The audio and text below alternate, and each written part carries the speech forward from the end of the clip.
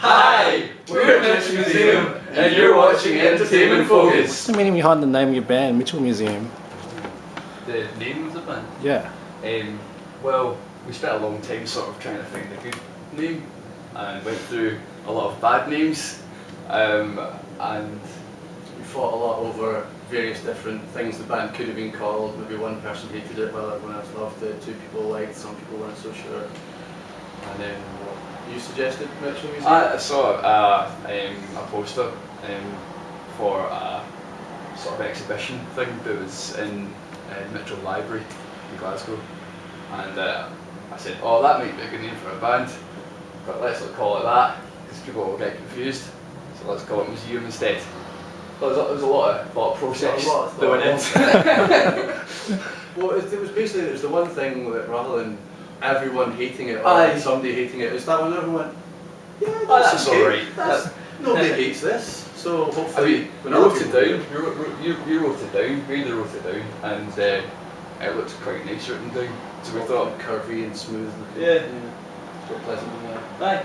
And no one had the domain name either. Well, no, they do. Unfortunately, there is a Mitchell Museum in Chicago, and they've got mitchellmuseum.com, but we snuck in and got .co.uk before they expanded.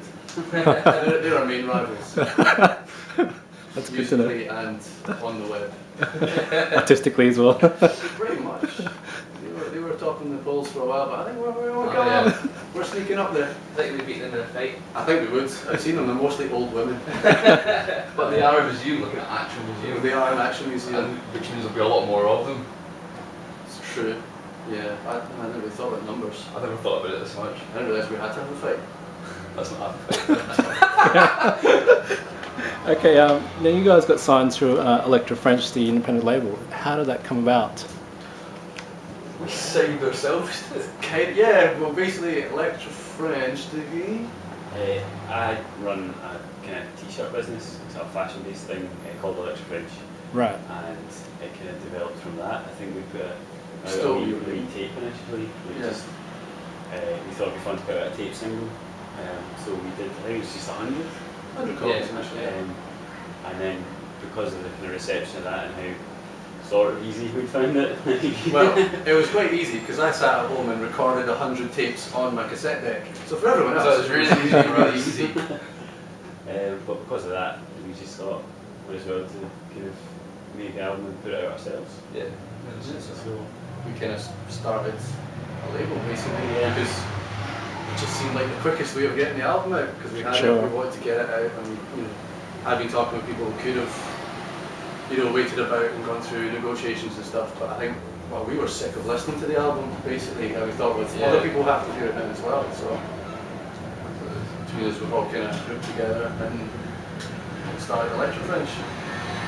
Cool, so does that mean you've, I guess, got more creative freedom as well? And you can do whatever you want. And no, it does. It does, doesn't it? Apart from when Chris tells me not to do stuff. Yeah, that happens a lot. But that's not even about the band, really, that's just stuff in general. Yeah. Just tell me to stop it. Yeah, you should stop doing things like that.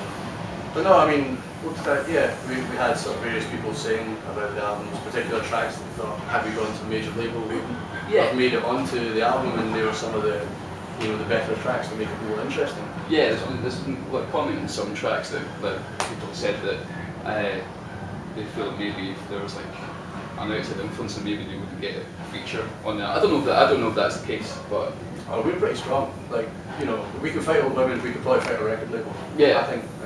Yeah. That's not fair. We're not really. Is that something else I should ask you guys about? We're not fighters. We're not fighters. Not by trade. Generally, I'm quite scared of most things. Fighting. Fair enough. Okay. Sorry. We'll get the gloves out a bit later. Can you tell us more about that, the album process, and I guess the ideas you've got from it? Yeah. As far as the songwriting element goes, like I'll make up a demo. I'll write down some lyrics and just kind of work away at that, and I'll play the demo to these boys, and then they'll say that's no good, and then make it better, and that's kind of how it works, isn't it? Yeah, kind of help you kind of shape it into a more Sharpen it up. And then we'll go and sensible record it, and then maybe re-record it, and then mix it and go, that's not good enough, and go back in and record some more bits, and layer it up, and layer it up, and layer it up, until there's too much stuff, and you take it all away, and layer it up, and then we have to learn the song again, because it's kind of a completely different song from the one we started.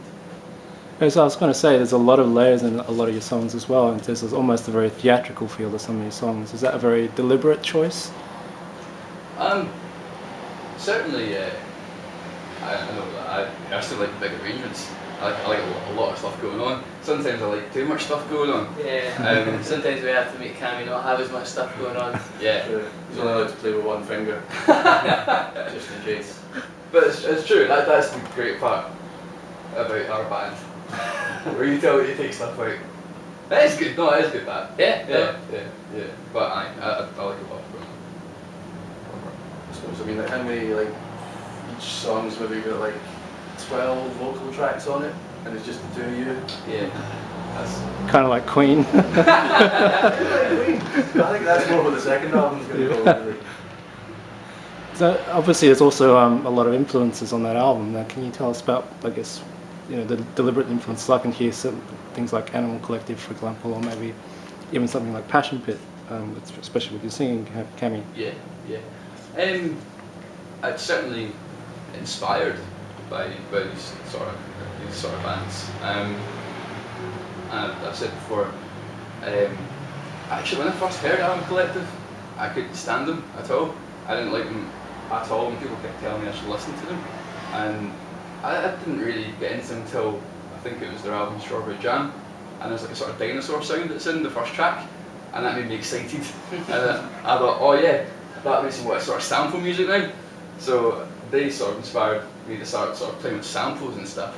I like Passion Pit, and I suppose vocally they sit around about the same area as where my voice stands. But which is weird, because I've got quite a low voice when I speak, but then when I sing it comes out quite high, and I don't know why that is. Tight jeans, maybe? Actually fear. Just it could be fear. It could just be fear.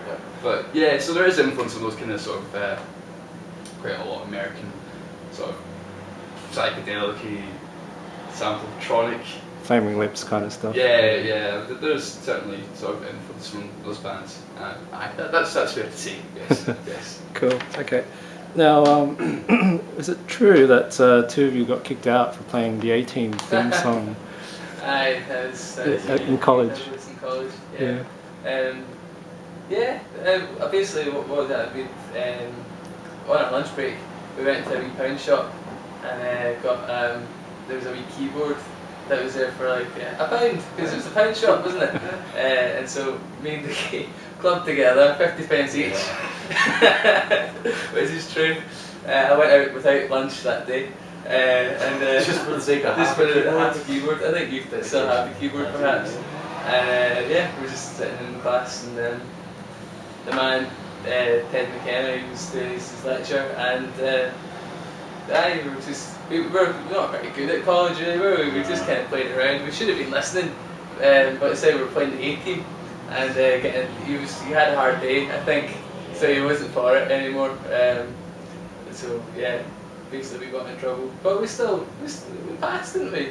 We did pass in the Yeah, we passed in the end. We passed the test, the A-Team test. Were you just playing it on the keyboard? Or On were you the actually keyboard. playing at the A-Team like you didn't dress up? Because that's how it happened in my head. Yeah. I would imagine In our heads we were dressed up. Fair enough. Now, in terms of, I guess, on that theme as well, are you guys keen on doing any covers for, say, your new shows coming up? Yeah. Can we do covers? Well, we've done covers before. It's always been something that we always seem to think, oh, no, not a cover song, that'll be terrible, and then we start doing it, it's actually quite Well, fun. that's mostly Christmas. Well, we did MIA. You We're keeping that in our set almost regular now. We did the Ting Tings. Did the Ting Tings. Oh yeah, so we did. Yeah, you forget, we've done a whole bunch of stuff that's not ours. Oh yeah. That's how we flash out the music. What else did we do? It was Smoke Gets in Your Eyes. Oh yeah, this one gets in your We eyes. did Marilyn Manson. Yeah, we did. Oh, we did Marilyn Manson. I'm saying we don't do any. We love covers. We're actually a covers band. We don't do our own stuff. No. I just realised that just now. It's true. the truth comes out. You might find someone else's song in there. We better Rob Harris. We better Rob Harris. He always goes down well at festivals, so yeah. Now you've got a very interesting video for your latest single, Tiger Heartbeat. Can you tell us more about that? Oh, I bet you So Chris's work. I did that. That was me. That's it, guys. Well, it came from because we did the first tape release a while back, and that was like, it was sort of based on an old Spectrum game, so the design was to look like that. And then we kind of thought, well, we'll go along with that. And then I think we were listening to the vinyl when we first got it out in our back garden, talking about what to put on the single cover, because we didn't have an idea yet. And then we're talking about, well, why don't we have Spectrum game and a pile of other Spectrum games, and then a fictional game on the computer screen, and that's kind of like, the logo of the band. And then from that we thought, well, why don't we make a video that's a fictional computer game? And normally this is the things we'll talk and talk and talk, and then we go, we can't do that, let's do something else. But I think we talked for so long that we convinced ourselves we could do it, and then I sat for about a month and a half drawing individual pixels of every single frame of that bloody video. And then I also made the live action bits. I also drew the live action bit, and we built a robot costume as well. And then we did like a morning of filming, and then everyone goes, the video stuff looks great, let's put more of that in. Just chuck this computer game crap in. It's no good. But we chose to. I kind of felt that, I might be wrong, but we've always spoken about making a computer game. We have. And I That's what we were maybe about. inspiration was slightly from that. I think so, yeah. I mean, well it's the computer games we kind of grew up playing and wasted most of our lives doing. Yes. So I figured we should probably put that to some use and use our gained knowledge from all the computer games we played as kids and try and do something creative and positive with it. Yeah, I think there's definitely a market for maybe like an iPhone app that you could do. Definitely. Yes. Well, we're trying to get one of our friends to actually make it into a game. We don't do that. But we might. But they said you can do it. Can Dave do it? I don't know if you said that. You get Dave to do it? I think you can do it. Cool. We're making a game. Dave's doing it. Exclusive, here you go. That's how it happens. That's the Metro Museum process. Out the door. Cool. I've got one last question, just about your live shows, and what can we expect? I mean, you're obviously a very funny and very quirky band. Now, Thank you. does it carry over into your live shows as well? Well, Cammy has basically had to be held back a year from Metro Museum School, and so I almost had to tone down because, in a 40-minute set, we maybe get about 30 minutes of music in the times. Yeah, I've got a tendency to talk quite a lot. Yeah. Too much. You got a lot to say. A lot to say. Yeah. Sometimes, but like you say, held back almost literally at times as well. Yeah. It'd be fair to say. Well, we're a lot sweatier in the live show. We're a lot sweatier. We're very sweaty. We're reasonably sweaty right I now. know, well, I'm very sweaty. You are very sweaty. I mean, how many times has your keyboard just stopped? The keyboard's working? actually died because of my sweat. It's actually just stopped working because of my sweatiness. I know. I remember we used to switch. There was a point where I would play the keyboard and it was horrible. It was like playing a swimming pool. I know, it was just slippery. It wasn't the same £1 keyboard, was it? No, this is a £4 keyboard rocking these days. Still going though. We actually had to take out the keys and replace them recently because they had rotted off. Yeah. And broken off because Cammy has a tendency to break things as well.